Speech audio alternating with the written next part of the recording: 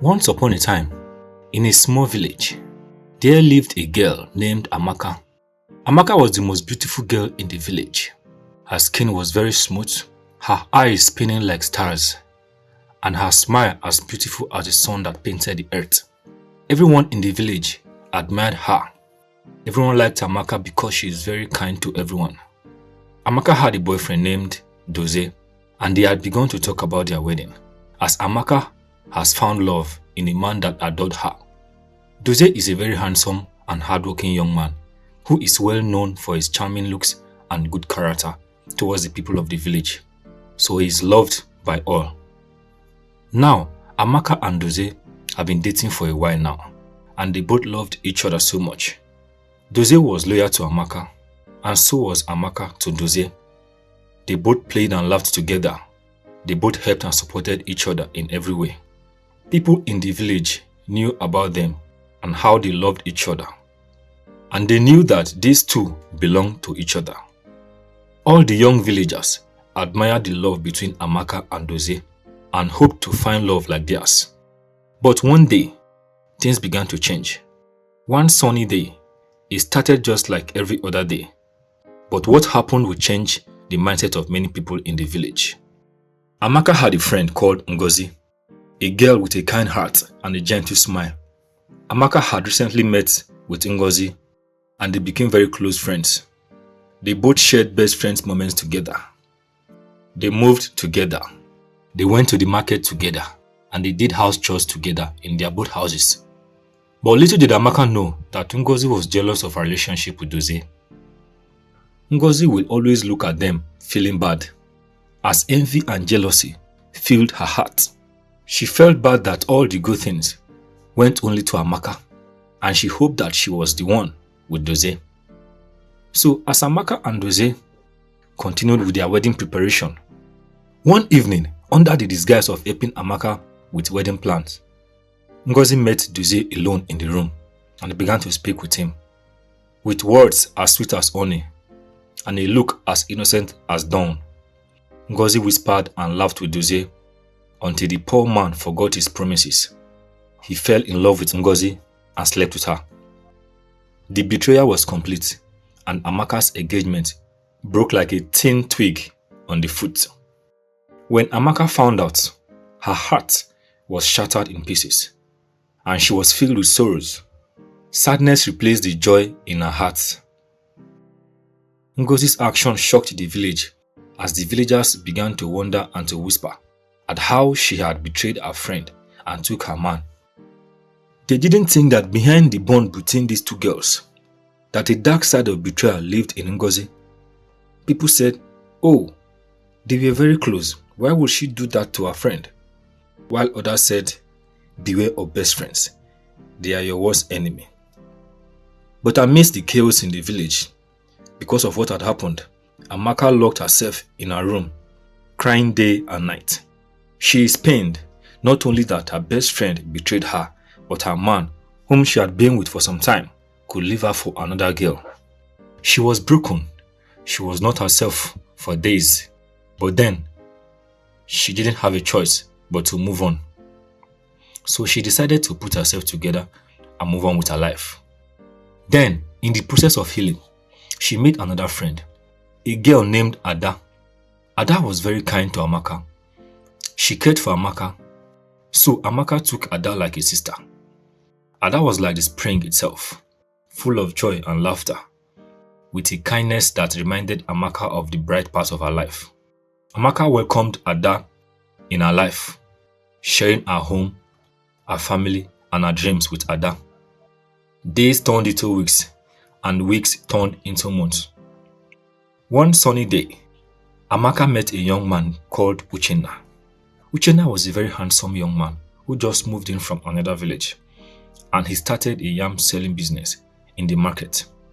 That sunny day, Amaka went to the market when her beauty caught the attention of Uchenna, and he began to speak to her. Amaka was so excited about Uchenna. She thought Uchenna is not like the other guys in the village. He is very different. She looked into his eyes with strong emotional connection. His smile as beautiful as the morning sun itself. They talked for a while and Uchenna was convinced that she was the one. Likewise Amaka. So they both fell in love and began to see each other. They both loved each other so much. Amaka visited Uchenna in the market all the time and they both spent long hours together. They danced and laughed together. They cooked and ate yummy food together, as they had now begun to talk about getting married. Now, not long after Amaka introduced Uchenna to her friend Ada, one day, Ada was left alone in the house with Uchenna, and there was an undeniable spark between Uchenna and Ada, a connection that went beyond simple friendship. Uchenna's eyes tell stories that Ada found herself wanting to be part of. Then they started meeting in secret, just like Ngozi had done with Amaka's previous fiancé. As time went on, Ada and Uchenna started meeting more often. They laughed, they shared secrets and enjoyed each other's company a lot. Soon, people in the village started noticing Uchenna and Ada, and they began to whisper, for they now see that Uchenna is no longer spending time with Amaka, and instead he is always with Ada. Amaka found out about it and she was very pained and sad. When she asked Uchenna about it, he told her that he had fallen in love with Ada. Amaka was heartbroken again, feeling betrayed, especially Ada, whom she had taken as a sister. At this time, Amaka became depressed. She became a shadow of herself. She thought she was useless. She thought and cried all night and all day. And she began to wonder what was happening to her, because she is even more beautiful than the girls that took her man. Amaka thought of taking her life because she didn't know what to do anymore. One day, Amaka decided to take her life. So she went into the forest by herself so she could take her life with no one there to stop her. But then fate had another plan for her, so she tied her neck with a rope to a tree with the plan to kill herself. Immediately, a young man came out of the forest and held her. His name is Dike, who was a young and very brave hunter. Dike was in the forest hunting animals when he saw Amaka from afar trying to kill herself. So he rushed to her and held her. Now at this time, Amaka had already fainted, but she was still alive. So Dike carried Amaka and took her to his place and began to treat her, for she had injured her neck. Now a few hours later, Amaka woke up and realized that she was still alive. She opened her eyes and saw Dike, and Dike asked her, "How are you?" She answered Dike and said, "Who are you? And what am I doing here?" Then Dike said to her, "You almost took your life, but I saved you." Then Amaka said, Why? Why did you stop me from taking my life? You should have just allowed me to go." Then Amaka continued crying again. Dike began to calm her down and to console her. So when she was finally calm, Dike asked her to tell him what happened. So she narrated everything that had happened to her. Then Dike began to tell her that this thing is not ordinary, and that when something like this happens, your next step shouldn't be to take your life, but to go and search for answers and to find out why something like this is happening to you. So Dike told Amaka to relax, and he promised her that the next day he would take her somewhere so they will find out why this thing is happening to her. But for now, she should rest. So when it was morning, Dike took Amaka to see a spiritual healer who is a professional in spiritual matters. So they met with Baba Igudo, an old man with long white beards and wise eyes. His voice as thick as the weight of truth with the ancient wisdom. He spoke and said to Amaka, "Speak, my child. Tell me what the problem is." Then Amaka began to tell him everything that had happened. While she spoke, the spiritual healer, with a murmuring low voice, he began to consult his oracle. As Amaka continued speaking, with Dike sitting by her side. She was still speaking when Baba Igodo asked her to stop, that they have revealed the cause of her problem.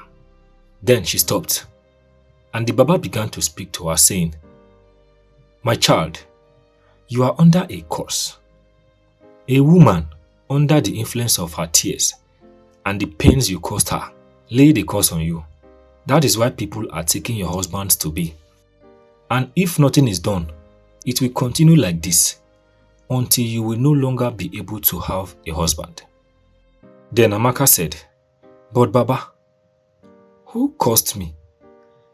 I didn't offend anyone. Why would someone curse me?" Then Baba Igodo said, "I see something.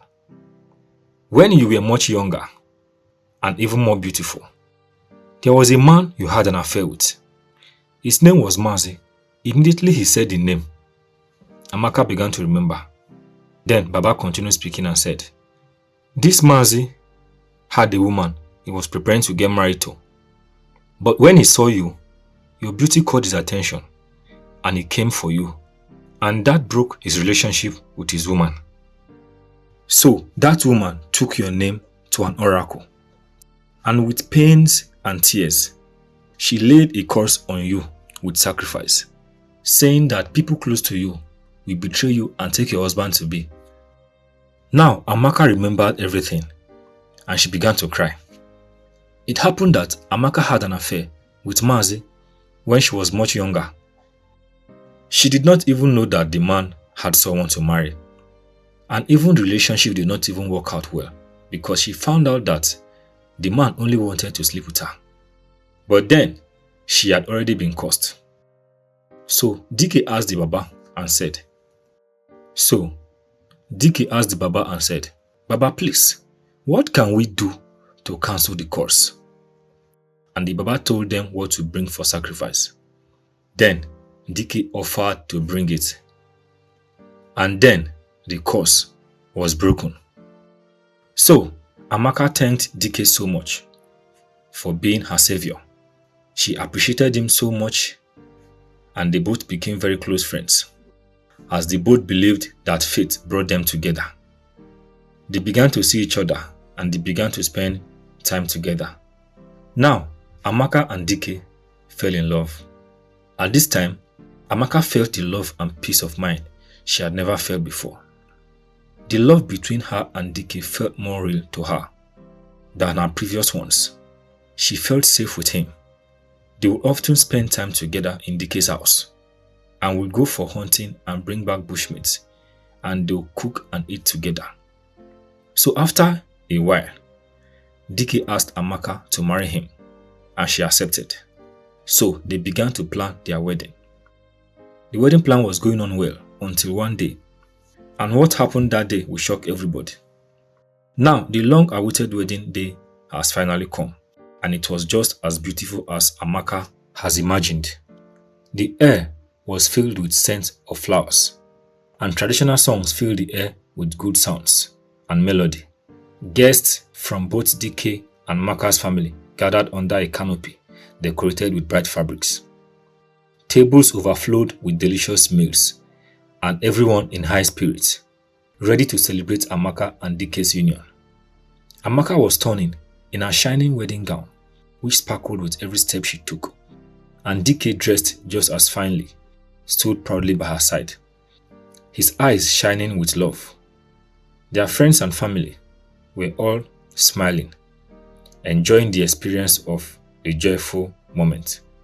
The ceremony was filled with excitement, as the villagers were so happy that she is finally getting married after 2 broken engagements by her close friends. Now, as Amaka and DK looked at each other, ready to exchange their vows, the village elder began to speak, his voice spreading warmth through the crowd as he begins to join them. Then, the joining was complete, and joy and happiness filled the whole event. With melody and sound of sweet music, people began to dance and to celebrate. Some villagers were just so shocked that after everything Amaka had gone through, she has finally gotten married. Amaka and DK held each other in the hand. They smiled and looked each other in the eyes. Amaka looked at Dike with deep affection and appreciation, as she is super thankful to Dike for all he has done for her. So, Amaka and Dike got married and lived happily ever after.